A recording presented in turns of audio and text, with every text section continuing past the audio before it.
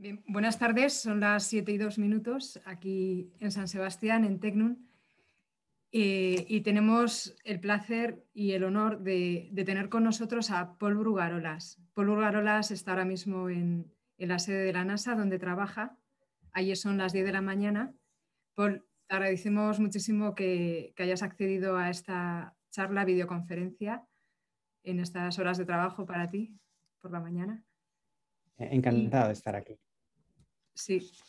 Y bueno, pues como sabréis por la convocatoria, Pol es antiguo alumno de la Escuela de Ingeniería Tecnun de la Universidad de Navarra, y después de estudiar aquí Ingeniería Eléctrica Superior, hizo un doctorado en la Universidad Southern California en Los Ángeles, y después, en 1997, entró a trabajar en el Jet Propulsion Laboratory de la NASA, donde ahí sigue. Ha participado en muchas misiones relacionadas pues, con la sonda Cassini, que es una misión a Saturno. Ha trabajado con el Space Shuttle, con el telescopio espacial Spitzer, y también trabajó en el aterrizaje del rover Curiosity, precursor del Perseverance, en Marte. El Curiosity aterrizó en Marte en el 2012, y ahí Pol fue el que diseñó, programó todos los algoritmos, bueno, lo podrá explicar mejor, para la entrada del vehículo de la aeronave en la atmósfera marciana. Y ahora ya ha sido en el Perseverance, ha sido el ingeniero jefe, y es el ingeniero jefe del sistema de guiado, navegación y control de la nave.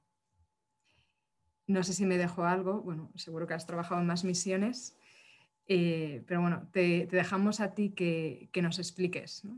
Nos has dicho que hablarás como unos 45 minutos, ¿no? Sí. Nos mostrarás. Vale. Bueno, te dejo. Vale, Ciber. Muy bien, pues nada, encantado de estar aquí. Esto de los webinars es un poco difícil porque no puedes ver la audiencia, de manera que espero que no sea muy aburrido. Y lo que quiero hacer en esta charla de hoy es daros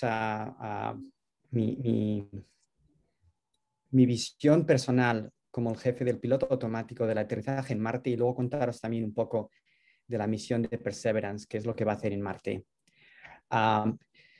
Entonces, bueno, primero pediros perdón porque mi español está un poco oxidado, de manera que me saldrá alguna cosa en inglés, pero bueno, espero que me podáis seguir.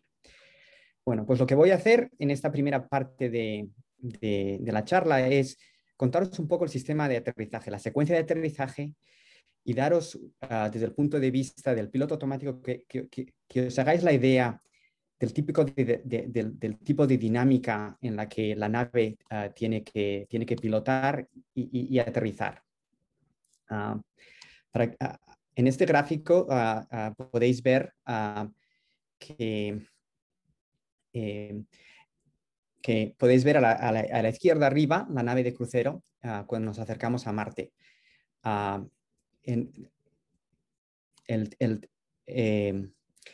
La referencia de tiempo es el tiempo E de entrada. Es el tiempo en el que hemos definido un punto que está a 125 kilómetros sobre la superficie de Marte, en la que lo que vamos a hacer es, utilizando sistemas de navegación, utilizando las antenas del Deep Space Network que tiene la NASA en Madrid, en California y en Australia, triangularizamos la posición donde está la nave espacial. Entonces, en ese momento, en el tiempo E, basado en esa posición, le vamos a decir a la nave: estás aquí, en este punto del espacio. En ese punto, y eso le va a definir a la nave la posición donde va a estar.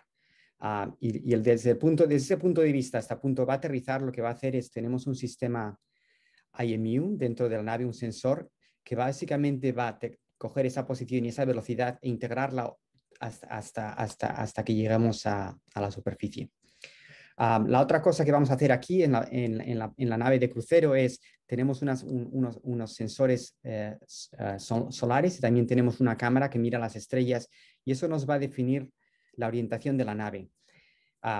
En este momento, justo antes de la separación, vamos a pasar de la nave de crucero a la nave de entrada la última información de la orientación, y en el IMU tiene unos giroscopios que van a ser utilizados para integrar desde la entrada hasta el aterrizaje, la orientación de la nave. Y la separación del cruise stage ocurre 10 minutos antes de ese punto E que os contaba. La fase de entrada va a tener una primera fase que es una entrada atmosférica. En esta entrada atmosférica, pues, bueno, tiene una primera entrada de unos 10 minutos, una parte exatmosférica, que sin más lo que vamos a hacer es preparar la nave que esté dispuesta a entrar en la atmósfera. La atmósfera de Marte es muy fina comparado con la de la Tierra, tiene una densidad de en torno a 1% del de la Tierra, y a las grandes alturas es muy poco conocido las características de esa atmósfera, de manera que lo que hacemos es tenemos un algoritmo de vuelo que lo que va a detectar es cuando empiezas a notar la fricción de la atmósfera y notar la deceleración, es cuando vamos a empezar el piloto automático para efectuar la parte de la entrada guiada va a encenderse. Y esto empieza aquí en la entrada atmosférica. Esa entrada atmosférica dura entre torno a 3 minutos. Que hagáis una idea, llegamos a Marte con una trayectoria balística desde la Tierra. Entramos a una velocidad de en torno a unos 5.500 metros por segundo, que corresponde en torno a una velocidad de Mach 30, que son 30 veces la velocidad del sonido en Marte. Y tenemos que, básicamente durante esta entrada atmosférica que tenemos, la velocidad, vamos a hacer una entrada atmosférica de guiar la nave hasta un punto, que es el que está deseado, que es donde queremos abrir el paracaídas. Y os contaré más tarde cómo diseñamos eso. Pero la idea, que hagáis una idea, abrimos el paracaídas en torno a unos 500 metros por segundo, de manera que en esta fase de la entrada, con la fricción del aire, deceleraremos la nave desde 5.500 metros por segundo a unos 500 metros por segundo. Para esto requiere un escudo térmico que proteja la nave. Y la otra cosa que hacemos es, os enseñaré en un momento cómo hacemos el guiado para llegar a las condiciones exactas de abrir el paracaídas. Entonces abrimos el paracaídas, como os he dicho, en torno a unos 500 metros por segundo, a una altitud aproximada de entre 9 y 13 kilómetros sobre la superficie. Y entonces empezamos a descender en el paracaídas. Esta velocidad corresponde aproximadamente a un Mach de 1.7, de manera que este es un paracaídas diseñado que pueda sobrevivir a velocidades supersónicas. Unos segundos después lo que vamos a hacer es eyectar el escudo térmico. Esto nos va a permitir encender el radar. El radar nos va a permitir aprender cuál es la altitud y la velocidad respecto al terreno. La altitud es muy importante. Que hagáis una idea, el conocimiento que tenemos desde la navegación, desde la triangularización que hemos hecho desde la Tierra es de un par de kilómetros. De manera que para aterrizar nos hace falta saber la altitud con mucha más precisión. De manera que es muy importante que el radar funcione y que sea capaz de darnos una solución respecto al terreno pues eso, en unos pocos segundos después de eyectar el escudo térmico. Esto suele ocurrir en torno a 7-8 kilómetros de altura y normalmente pues seguimos el paracaídas nos decelera desde una velocidad, como os decía, de unos 500 metros por segundo en torno a unos 100 metros por segundo. Y lo que aquí tenemos ahora en esta fase del paracaídas, la fase final, a unos 4.200 metros sobre el terreno, encendemos un nuevo sistema que se llama sistema de Terrain Relative Navigation, que nos va a permitir hacer el guiado a una zona de aterrizaje segura. Y os voy a contar un poquito más. Y luego cuando llegamos a una altura de 3.000 metros sobre el terreno, lo que vamos a hacer es preparar los cohetes de aterrizaje y a 2.100 metros de altura nos vamos a separar de la nave, del paracaídas y del backshell, y vamos a hacer la maniobra de propulsión para aterrizar. Y a 21 metros de altura sobre el terreno empezaremos lo que es la maniobra del Skycrane, que bajaremos el rover, aterrizaremos. Y después de aterrizar el rover, lo que haremos será cortar todos los cables y hacer el flyaway de la nave de descenso a estrellarse unos 600 metros a distancia. Pues ahora que os he contado esto, para dar un poquito, os voy a enseñar vídeos y animaciones, os voy a enseñar aquí, hemos puesto varias cámaras para documentar el aterrizaje. Hay una serie de cámaras que están montadas aquí arriba en la parte del cono donde va a salir el paracaídas, que van a mirar para arriba. El objetivo de estas cámaras es evaluar la inflación del paracaídas y ver la dinámica del paracaídas. Luego hay una serie de cámaras que lo que van a hacer es para estudiar el descenso entre Marte. Hay una que está justo debajo del rover, que la veréis en punto. Nos separemos del heat shield, podréis ver el aterrizaje visto desde la panza del rover.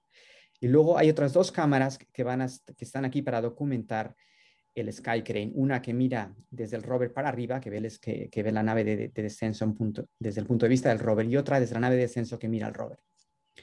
La otra cosa que os quiero comentar aquí os comentaba antes que esta es la nave de crucero, y os comentaba que aquí podéis ver el sensor que mira las estrellas, aquí un sensor solar.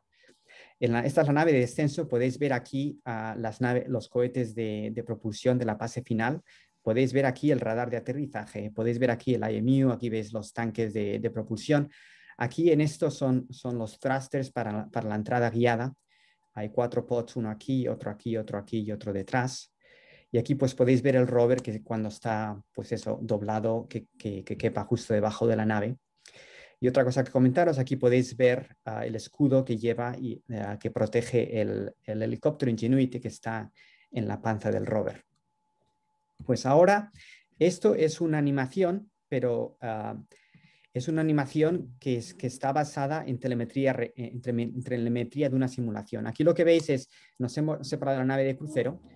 La nave de crucero es un spinner, de manera que es una peonza que da vueltas. Lo primero que hemos hecho ha sido a frenar el spin, y esta es la fase exoatmosférica que os contaba, que lo que vamos a hacer es prepararnos para la entrada.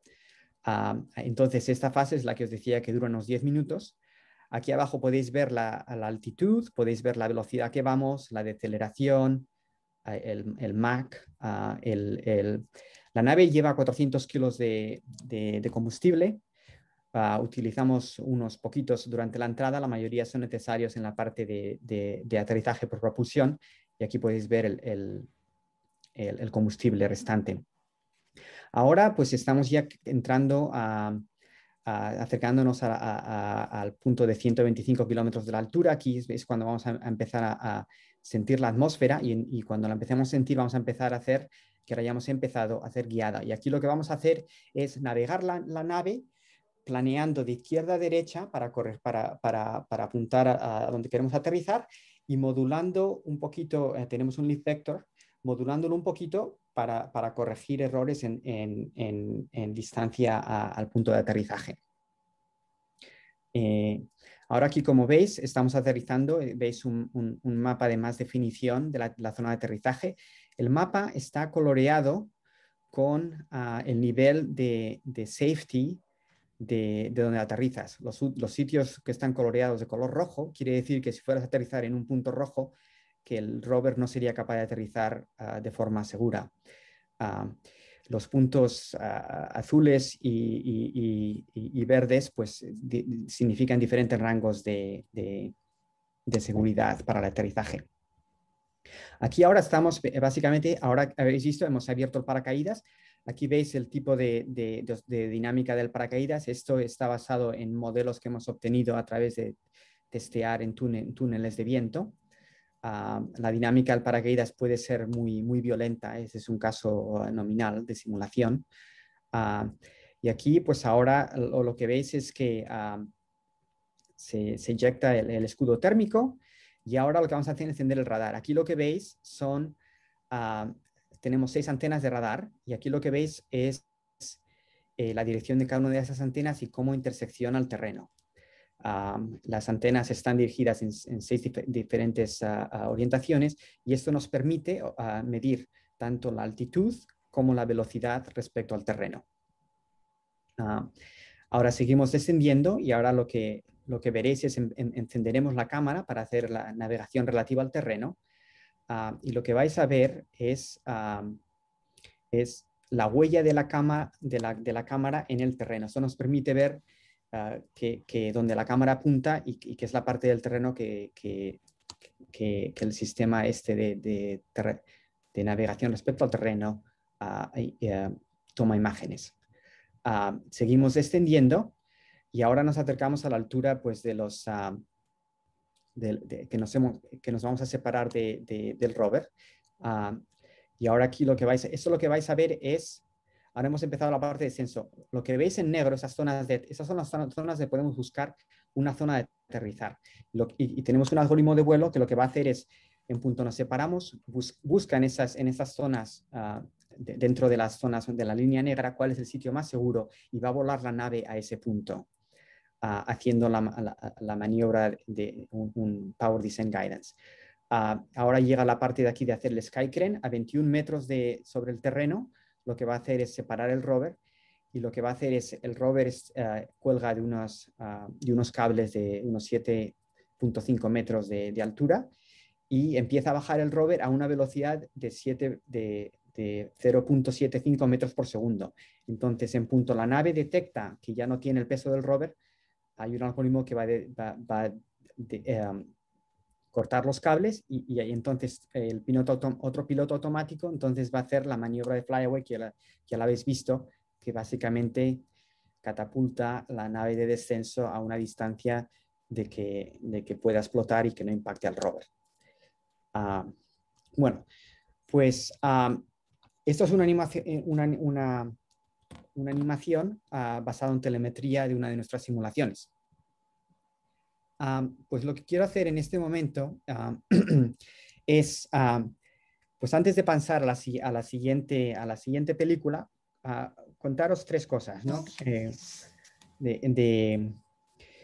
Pensaba que podía ser útil deciros cuáles son, en mi opinión, las claves para un buen aterrizaje.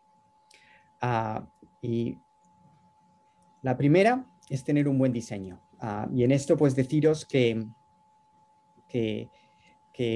habéis visto es una secuencia muy complicada. Entonces, el diseño, cuando diseñamos un sistema para aterrizar de esta manera, con diferentes pilotos automáticos, paracaídas, escudos térmicos, lo que hacemos es hacer un diseño que solo ponemos redundancia en las cosas que son estrictamente necesarias, porque piensas que el sistema tiene más probabilidad de que falle. En todo lo demás, lo que hacemos es buscar un sistema muy sencillo que pase de una fase a otra con un criterio muy claro y hacer un diseño que asegurarnos que va a funcionar el 100% del tiempo. La segunda parte, que es muy importante para asegurarte de que una secuencia tan complicada funcione, es testearlo, y testearlo en dos ámbitos. Uno, en el que es el ámbito de la dinámica, y en simulaciones, como os he enseñado, lo que hacemos simulaciones de Monte Carlo, en las que modelamos variaciones en la atmósfera, variaciones en modelos de vientos en Marte, modelamos variaciones en los sistemas de la nave. Por ejemplo, modelamos el sistema de propulsión y lo que hacemos es ponemos modelos aleatorios de la decomposición de química que básicamente cambia el nivel de fuerza que los thrusters ejercen. Y con todo ese tipo de simulaciones en un sistema Monte Carlo nos permite evaluar que el piloto automático funcione en un rango muy diferente de atmósferas y de la situación en Marte. La segunda parte es asegurarnos que la nave en sí, lo que es la electrónica y todos los equipos que tienen que trabajar juntos, los mecanismos de separación y todo eso funcione bien. Y lo que hacemos eso es testear, cuando hemos construido la nave, testear a través de escenarios lo que es la secuencia completa, y para eso tenemos que construir sistemas sistemas para fingir que la nave, cuando la tenemos construida y en la zona de fabricación de JPL, de que a través de simulaciones podemos inyectar en los sensores que les haga ver que navegan en Marte, y tenemos puertos de testeo en los actuadores para que los actuadores envíen los comandos a los trastes de aterrizar y a los engines, de manera que podemos hacer una secuencia completa y eso nos permite ejecutar el sistema de principio al final y asegurarnos que todas las transiciones funcionan bien. Entonces, y la tercera clave que yo creo que es para el éxito es tener un buen equipo que trabaje muy bien de forma conjunta. En fases como esta, que tienes que aterrizar en otro planeta o tienes actividades críticas de hacer un rendezvous con un asteroide o así, lo que hemos aprendido en JPL, y esto fue aprendido a través de errores y de fracasos del principio de JPL, cuando JPL empezó en los años 60 y 70, es que te interesa tener un equipo que cuando trabajas en la fase de integración y de testeo, te interesa tener un equipo interdisciplinar, un equipo en el que tengas gente de todos los ámbitos, de la mecánica, de la eléctrica, de los algoritmos de vuelo, y que todos trabajan juntos para asegurarse de que todo va a funcionar bien como una cosa integrada. Pues esas son las tres claves de vuelo. Ahora os voy a enseñar el vídeo de la separación del paracaídas. Aquí la habéis visto la separación y la inflación. Y este es un vídeo en el que, se pueden ver dos cosas. Uno, aquí lo veis que cuando se separa, el paracaídas se expulsa como con un cañón, se expulsa a una velocidad de unos 80 metros por segundo. Como veis, el paracaídas está aquí arriba, esta es la tapa que cubre el paracaídas. Y aquí voy a ir un poco más para atrás. Veis que en punto sale hay tres cables que conectan este punto de confluencia, que aquí y aquí es donde conectan las líneas que suben para arriba para el caídas. Aquí podéis ver que este punto de confluencia, esto es un bloque de aluminio que está diseñado para que aguante, para donde se conectan estos cables. Y una cosa que tuvimos una sorpresa durante el aterrizaje de Curiosity es que en punto lanzas, al abrir el paracaídas y sale todo esto pues, a esa velocidad tan rápida, estos cables que lo sujetan a la nave de descenso son muy rígidos. Y cuando esta masa, que es de unos 5 kilos, cuando se llegan a sección, esta masa se crea para de forma muy rápida y se crea una fuerza muy fuerte de tensión que se aplica a la nave. Y esto nos sorprendió porque estas fuerzas de tensión, en punto aplicaron a la nave, dieron tal tirón que la estructura de la nave empezó a deformarse de una forma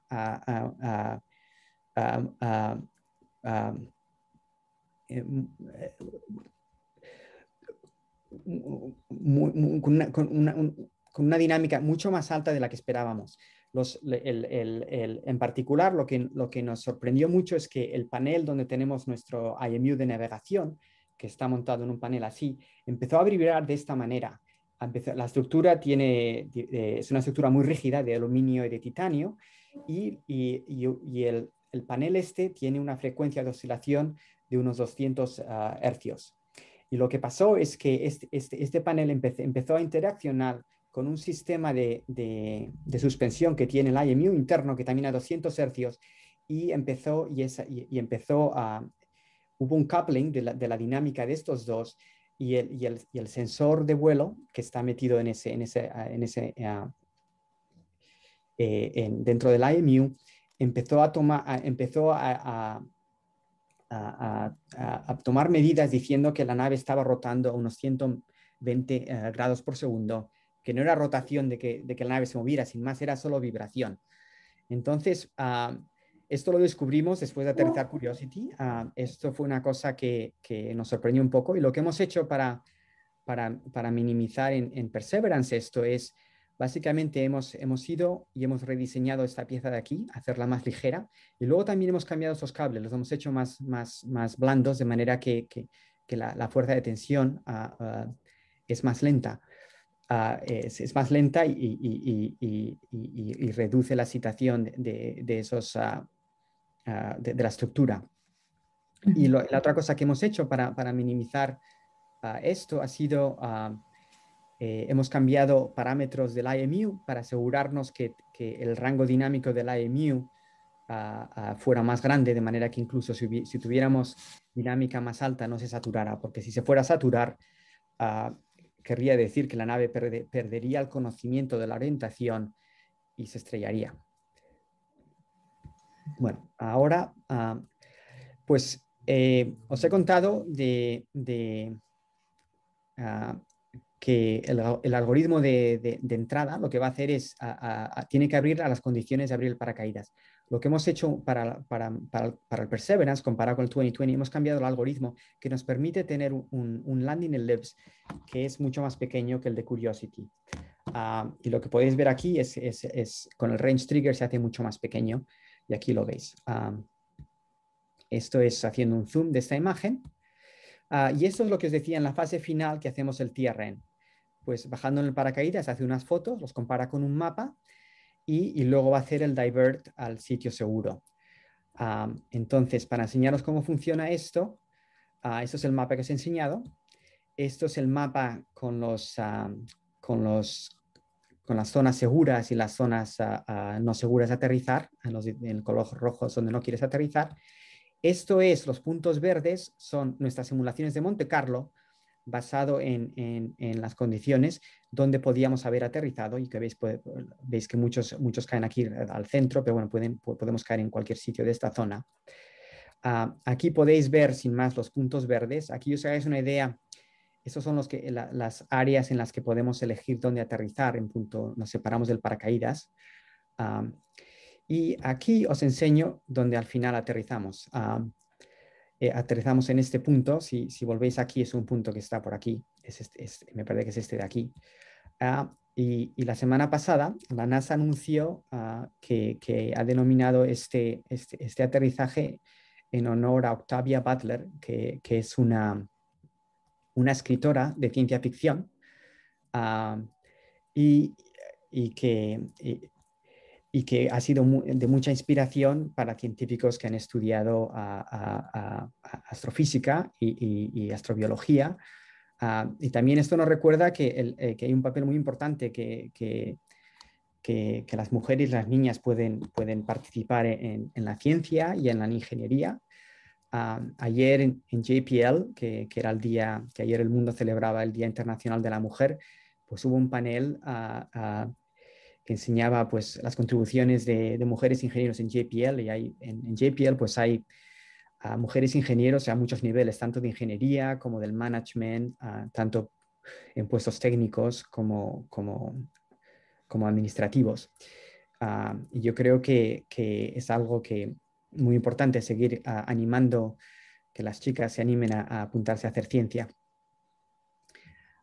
Bueno, seguiros contando, este es desde el punto de vista de la imagen, sobre una imagen vía satélite. Este es desde el punto de vista de donde hemos aterrizado y de los hazards. Aquí lo que podéis ver en rojo hay diferentes hazards que son unos asociados con pendientes, hay otros que son rocas, así cuando veis los puntitos así son rocas que hemos detectado desde órbita. Hay otros que son zonas más extensas, que son zonas de dunas, que el rover no podría conducir fuera. Hay zonas que son cráteres, donde si el rover aterrizase no podría salir porque los cráteres tienen unas paredes altas. Y bueno, este es el punto donde aterrizamos.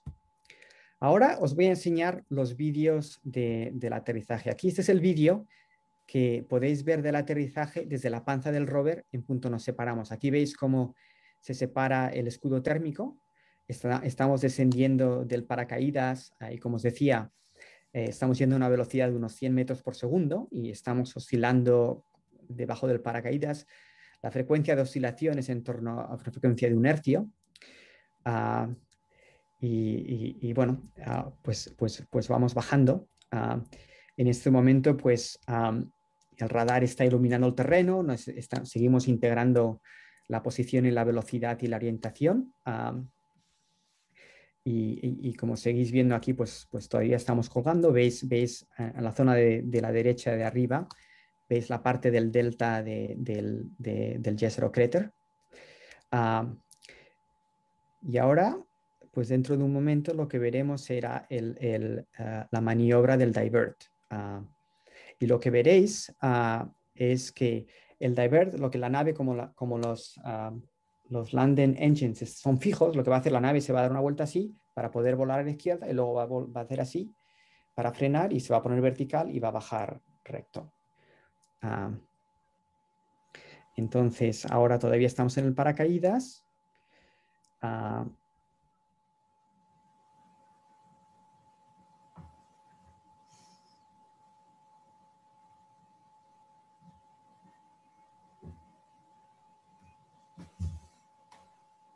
Seguimos bajando en el paracaídas y ahora es cuando veis que la nave se ha torcido para la derecha para hacer de propulsión a la izquierda, y por eso está viendo así de lado, y ahora lo que veréis es que va a empezar a dar la vuelta así como os contaba, para frenar y se va a poner vertical.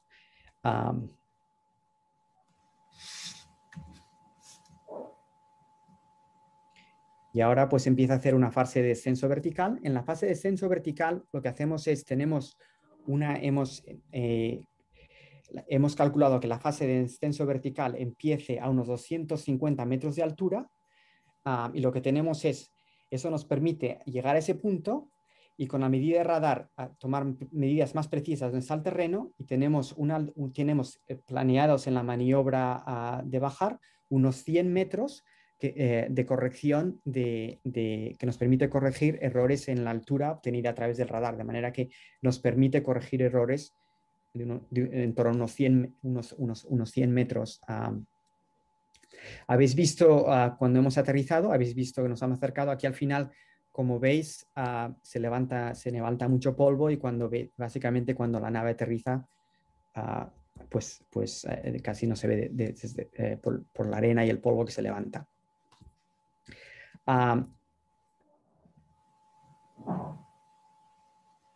Ahora, a ver, esta es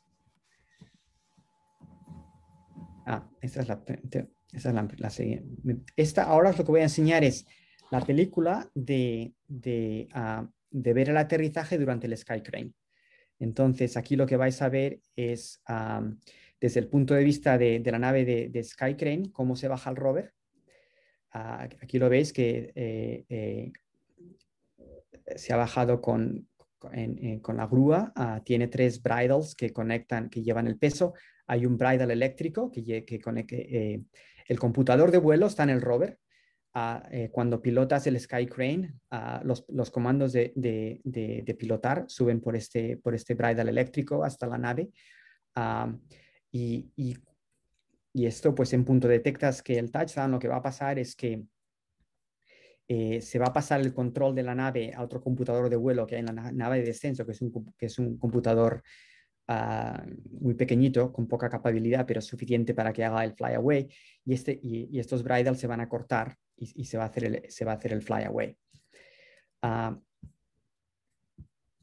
Y aquí podéis ver la película del flyaway, podéis ver la película del Sky Crane, pero desde el punto de vista del rover. Lo que vais a ver es cómo, desde el punto de vista del rover, se ha separado. Veis la nave de descenso, cómo sujeta al rover.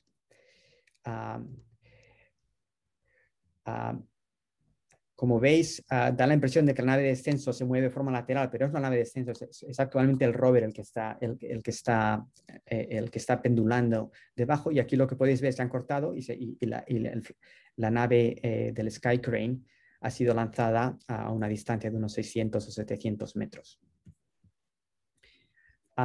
Bueno, pues con esto os he contado la parte del aterrizaje, y ahora pues rápidamente os voy a contar un poco de cuál es el objetivo científico de esta misión. El objetivo científico de esta misión es saber si ha habido vida en Marte. En Marte, ahora mismo se sabe que por las temperaturas y por la falta de agua, probablemente no haya vida en la superficie. Hay científicos que tienen la hipótesis de que puede haber vida en zonas subterráneas, pero bueno, esto no se ha confirmado. El objetivo estos son gráficas diseñadas por los científicos que indican, se piensa que en Marte en un momento fue un planeta húmedo como la Tierra, y ahora todo es un planeta seco, muy seco, y que ha perdido y que tiene la otra cosa que se sabe es que se piensa que tuvo una atmósfera muy parecida a la Tierra. Y ahora la atmósfera de Marte es una atmósfera muy fina, en torno al 1%, y el 98% de la atmósfera de Marte es dióxido de carbono. Ah, eh, Cuando miras a la geología de Marte, los geólogos ven indicaciones muy claras de que ha habido agua en la superficie de Marte. Ven ríos y ven cauces y ven deltas. Y esto es lo que motivó ir al cráter de Jezero. El cráter de Jezero es un cráter de en torno a 45 kilómetros de diámetro. Que hagas una idea, este cráter es de 1 kilómetro de diámetro. Perdón. Aquí lo que podéis ver es el cauce del río que produjo este delta. Y los científicos están muy interesados en ir aquí porque en la Tierra, en la Tierra se ve que en cualquier sitio donde haya agua, siempre ha habido vida. Y lo que quieren hacer es estudiar básicamente los sedimentos debajo de lo que es lo que fue el suelo del lago. Estudiar la química y ver si encuentran información química y pistas de que puede haber habido vida a nivel microbiológico. Y luego lo que quieren hacer es subir por el delta, mirar la estratificación y seguir estudiando a las rocas, y luego seguir subiendo para arriba y llegar a las paredes del cráter. Estas, que hagáis una idea, el delta la pared esta del delta es de unos 80 metros de altura. El cráter, la pared del cráter de aquí es de unos 500 metros de altura, y lo que quieren hacer es subir y analizar rocas en las paredes del cráter, porque piensan que rocas que pueden encontrar aquí son rocas que antes de que se creara el cráter eran rocas que estaban profundas dentro de la superficie de Marte, y les puede dar pistas de la composición de Marte y de la historia de Marte. Los objetivos de la misión científicos son 4: geología, astrobiología, coger muestras para devolverlas a la Tierra y prepararnos para futuros exploradores humanos. El objetivo de estudiar la geología, lo que quieren hacer es estudiarla a diferentes escalas, desde kilómetros, a través de haciendo fotos y entender el entorno del cráter de Jezero y del delta, hasta de milímetros con cámaras con zooms y de alta precisión. Para estudiar la astrobiología tienen varios instrumentos con diferentes tipos de espectrómetros que van a mirar la química y ver pistas de vida. Y también eso es muy importante porque lo que quieren hacer es, a través de la geología y de la química, quieren entender muy bien las muestras que van a coger para traer a la Tierra y tener el contexto, de manera que cuando las traigan a la Tierra y las analicen con más detalle, realmente que puedan poner la historia de principio a fin, de dónde salieron y por qué, lo que aprendan de estas muestras, que lo puedan entender desde el punto de vista del conjunto.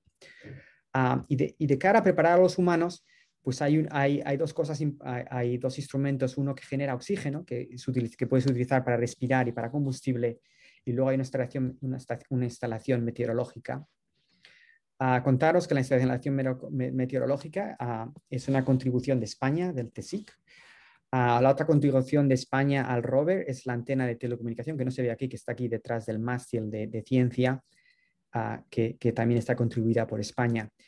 Aquí también lo que podéis ver son los diferentes instrumentos de ciencia. El SuperCam, esta es una contribución francesa.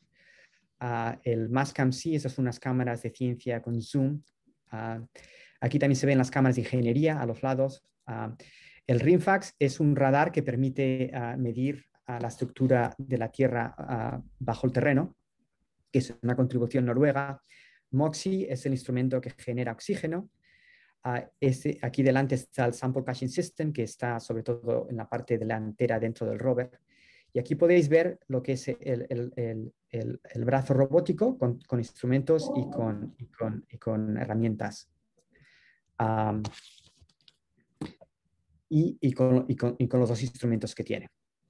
Aquí también lo que podéis ver en esta imagen es las diferentes cámaras que tiene, tanto de ciencia como de ingeniería. Hay muchas cámaras en los instrumentos de ciencia, como aquí os indican, pero también hay las cámaras de navegación para que el rover navegue. Están aquí, estas dos, las NavCam, y tienen visión de estéreo.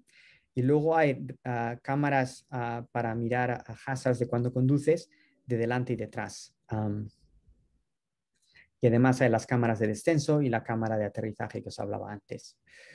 Esta es una foto más cercana de lo que es la cabeza del rover. Aquí podéis ver el instrumento del SuperCam con su láser y su espectroscopio que está dentro. Las Mastcam-C con zoom, y esas son las cámaras de ingeniería, los NavCams. Y aquí pues podéis ver, si os hagáis una idea del tamaño del brazo robótico. Aquí hay una película de cuando lo testeamos en la zona de fabricación de JPL. Y también podéis ver, daros una sensación del gran tamaño que es el rover. El rover es el tamaño de un coche, que os hagáis una idea. Y aquí también se puede ver, voy a volver un poco, porque aquí se puede ver. Esa es la antena que os decía, que es Contribución Española, que es la antena de comunicación, una de las antenas de comunicación que tiene el rover, que está aquí, ahora está doblada y apuntada para abajo, pero es una antena con un gimbal de 2 direcciones. Y bueno, os he enseñado esto. Y bueno, por último, deciros que el rover también tiene el experimento Ingenuity, que es un helicóptero que está diseñado pues, para demostrar que se puede volar en Marte. Es un helicóptero, como podéis ver, muy pequeñito. Y la idea es que en el próximo mes se hará una demostración tecnológica de evaluar cómo vuela en Marte. Y aquí podéis ver cuando el helicóptero estaba siendo instalado en la panza del rover. El rover está boca abajo, boca arriba, y aquí lo podéis ver que el rover está aquí con las palas, y es el panel solar se ve aquí. Bueno, y para terminar, pues nada, os he puesto aquí un par de links donde hay mucha información que podéis seguir. El link primero de mars.nasa.gov/Mars2020 tiene todo tipo de información, tanto de la ciencia como de la ingeniería, y también también aquí es donde la NASA, cuando saca nuevas imágenes y vídeos, las pone aquí, de manera que si estáis interesados en esta misión, os aconsejo que os sigáis a esta página de internet y la miréis. Y también lo podéis seguir por Facebook y por Twitter si queréis. Bueno, pues esto es el final de mi charla. Ahora, si hubiera alguna pregunta. Sí, creo que tenemos un montón de preguntas. Primero, muchísimas gracias, Paul, ha sido muy interesante. A mí se me ha pasado volando, pero veo que queremos terminar a las 8 y nos quedan 15 minutos de preguntas. Bueno, espero que sea suficiente. Pero se nos han ido llegando distintas preguntas los días anteriores también por distintos canales, y ahora veo que están aumentando el número de preguntas. Bueno, voy a seleccionar algunas. Se ha hablado de que las muestras que se recojan, la idea sería volver a traerlas a la Tierra, ¿no?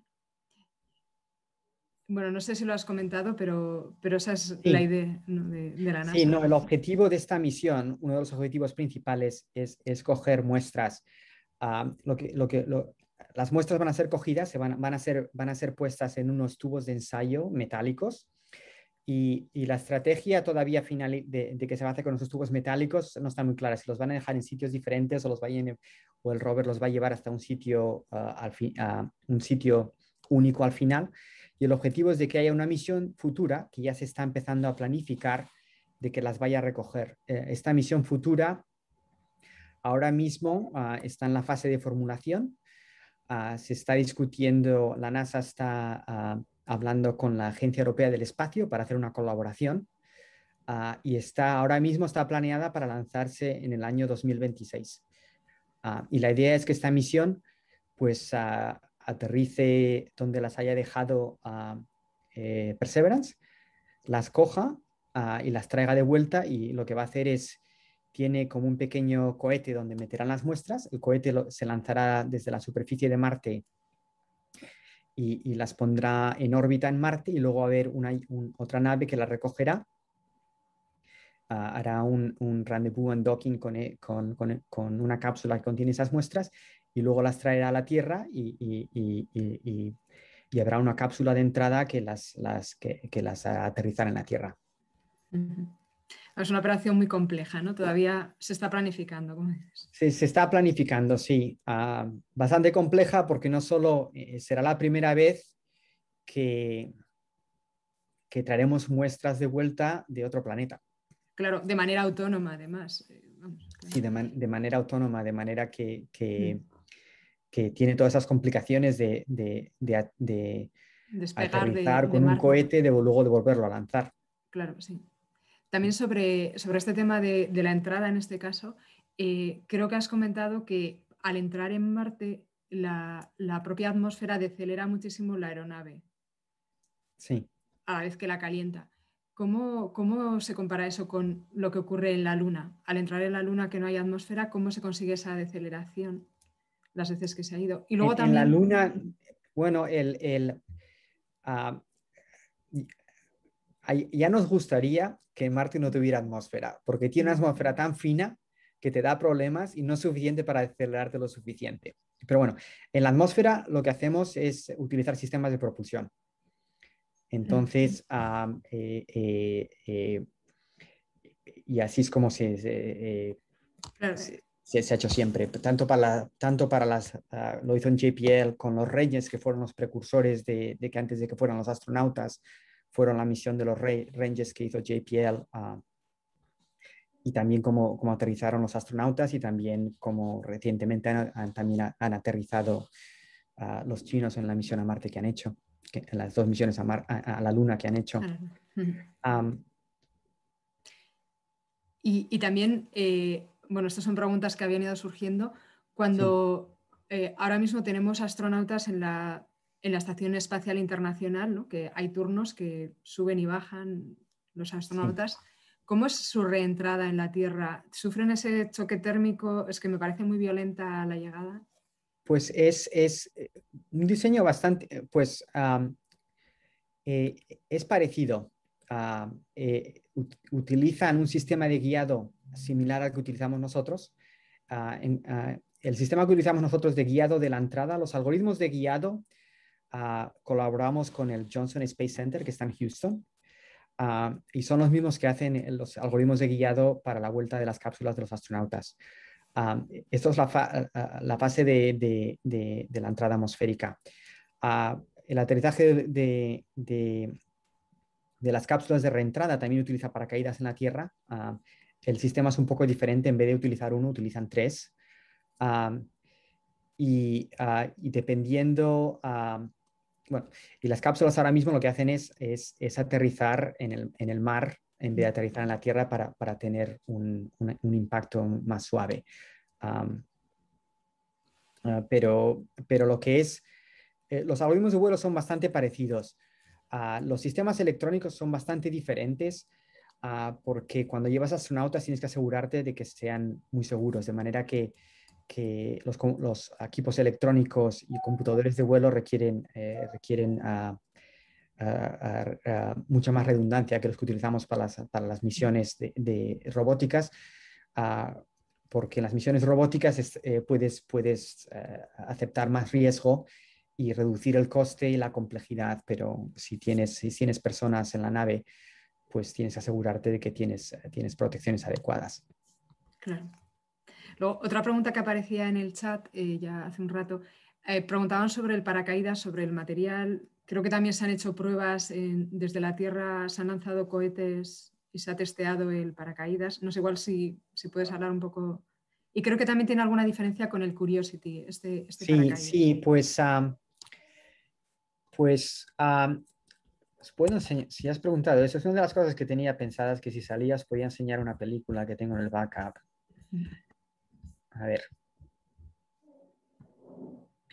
Mientras la película va, una de las cosas que descubrimos, no después del Curiosity, pero que descubrimos con otro programa que tenía la NASA de testeo de paracaídas, es que los paracaídas, la forma que cualificamos el paracaídas para lo que es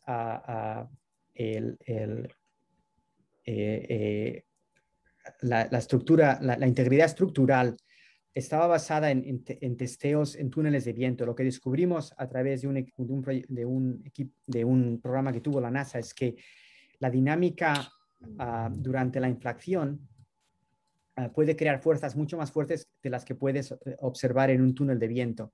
De manera que para nuestra misión tuvimos que diseñar un nuevo sistema de testeo de paracaídas, que es el que veis ahora.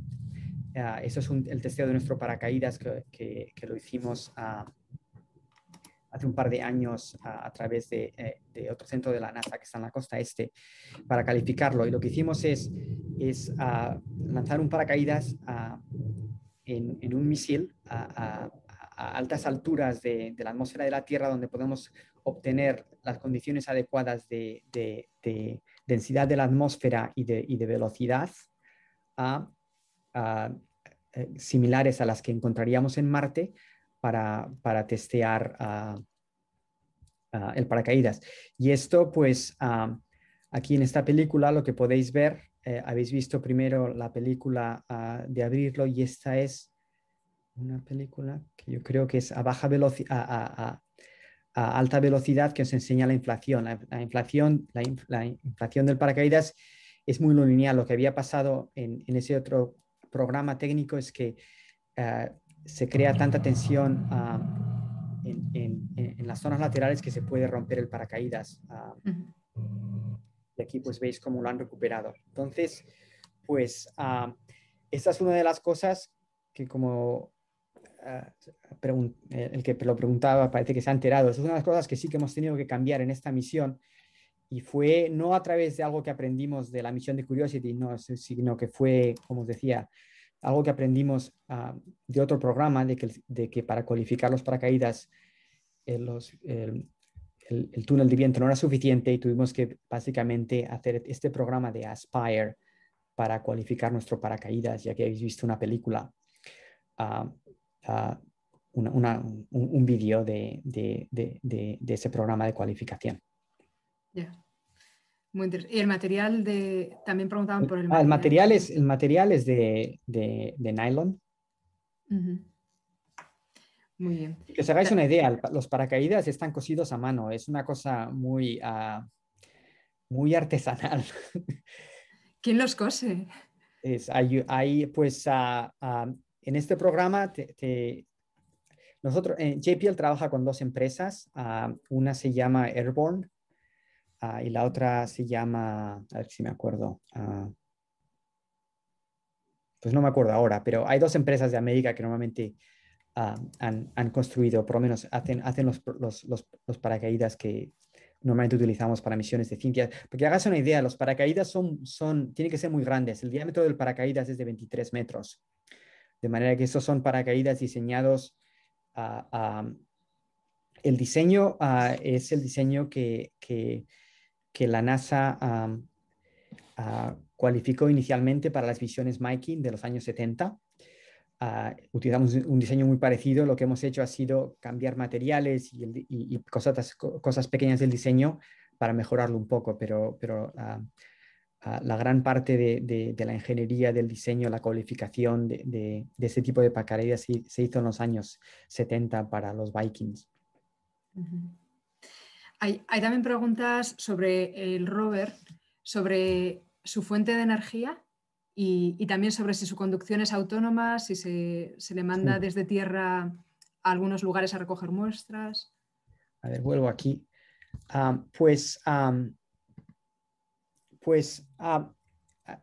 Aquí detrás del rover, no se ve muy bien, aquí hay lo que es un RTG. Un RTG es una fuente de energía nuclear que crea calor. Ese calor se transforma en energía eléctrica, y lo que hacemos es que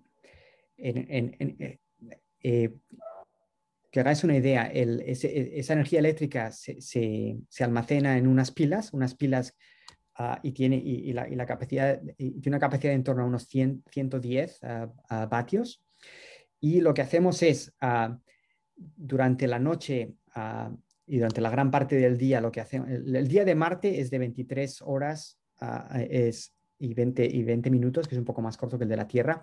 Lo que hacemos durante la mayor parte del día es almacenar la energía y el rover tiene lo que es la parte del día de hacer actividades, que son unas 5 horas. Y lo que hacemos es durante 5 horas, pues conducir y hacer cosas. Contaros que todo el diseño de lo que es la electrónica del rover en la superficie, como la energía está muy limitada, está totalmente diseñado para minimizar el uso energético, de manera que todos los motores son muy de gran eficacia y van a muy poca velocidad. Que os hagáis una idea, la velocidad del rover cuando se mueve son de unos 4 centímetros por segundo, que es muy despacito. Y que os hagáis una idea, el rover, si un día va a hacer un trayecto, suele hacer unos 200 metros conduciendo un par de horas. Y una cosa nueva que tenemos para esta misión es un sistema autónomo de conducir que le permite al rover, utilizando los navcams de aquí del mástil, autónomamente generar, utilizando la visión estéreo, genera un mapa de donde están las rocas, tiene un algoritmo de navegación que decide el camino y puede conducir el rover de forma autónoma y de no pegarse a las rocas y de saber conducir él mismo.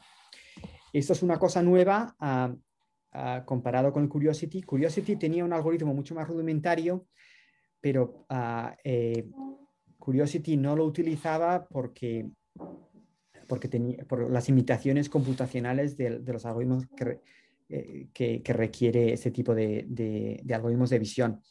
Lo que hemos hecho para Perseverance es que el computador que utilizamos para hacer la navegación durante el aterrizaje con esa técnica de Terrain Relative Navigation, lo utilizamos ahora para hacer la navegación en la superficie, de manera que con ese computador especializado con algo que tiene una tarjeta FPGA que permite hacer procesado de imagen muy rápido, eso es lo que se utiliza ahora y eso es lo que le permite al rover Perseverance, le permitirá conducir sin tener que pararse y poder hacer trayectos bastante más largos comparado con Curiosity. Uh-huh. ¿Y hasta qué año se espera que esté operativo? Bueno, la idea es que esté un año marciano, ¿no? Creo que sí, el diseño está... la nave ha sido diseñada para que dure un año marciano. Como se ha visto en las misiones anteriores, normalmente si te dura un año marciano, probablemente te dure más, porque en punto cualificas todo el hardware para que te dure eso, pues en principio te va a durar más. Pero bueno, el requerimiento mínimo es de un año marciano, que corresponde más o menos a 2 años de la Tierra. Uh-huh. Y luego también hay una pregunta sobre las tormentas de polvo, a ver cómo pueden afectar a la misión. Pues estarán previstas, por supuesto. Sí. Pues las tormentas de polvo nos preocupaban mucho de cara al aterrizaje, porque en el sistema de Terrain Relative Navigation, la cámara tiene que tomar fotos y tiene que, básicamente, con los algoritmos de visión, la foto la tienes que comparar con un mapa y tienes que obtener un buen match, ¿no? Tienes que poder localizarte. Y si tienes polvo en la atmósfera, pues eso no te va a funcionar. Esto nos preocupaba mucho.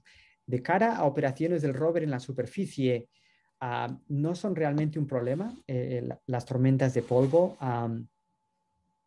Y queremos aprender de ellas, pues, porque, como se decía, es una de las cosas que preocupan de cara al aterrizar. Preocupan por 2 razones. Una, por lo de TRM, pero la otra cosa que pasa cuando si tienes polvo en la atmósfera es que el polvo se instala a altas alturas de la atmósfera,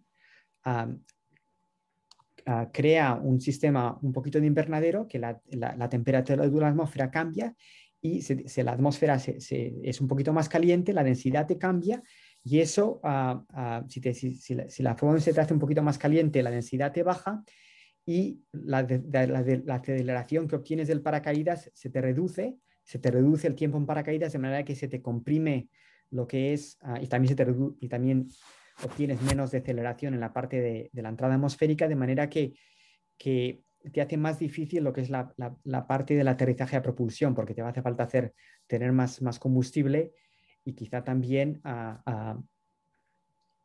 los rockets de aceleración tendrán que ser más grandes. Entonces, nos interesa mucho aprender de las tormentas y de cómo funcionan.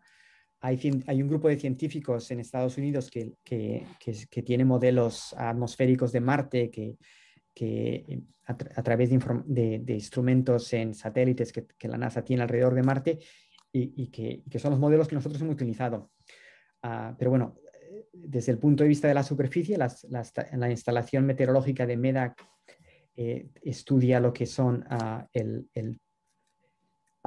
tiempo cerca de la superficie, y esto va a ser muy importante de cara a hacer también el experimento del helicóptero Ingenuity, porque como ya habéis visto, el helicóptero está diseñado, pero está diseñado con ciertas asunciones de qué tipo de vientos puede haber en Marte, y eso hay que asegurarse que es confirmado antes de hacer el experimento para que todo salga bien. Claro. Oye, Paul, son las 8:03. Hay un montón de preguntas que se van a tener que quedar sin responder. Nos has dado esta web de la NASA para seguir la misión, que yo creo que podemos visitarla. Te agradecemos muchísimo el haber estado con nosotros esta hora. Las explicaciones han sido muy buenas y los vídeos también muy ilustrativos. Y bueno, ha sido apasionante. No sé, muchísimas gracias. Pues de nada, y encantado de haber podido compartir esto con vosotros. Bueno, pues que sigáis con estos éxitos.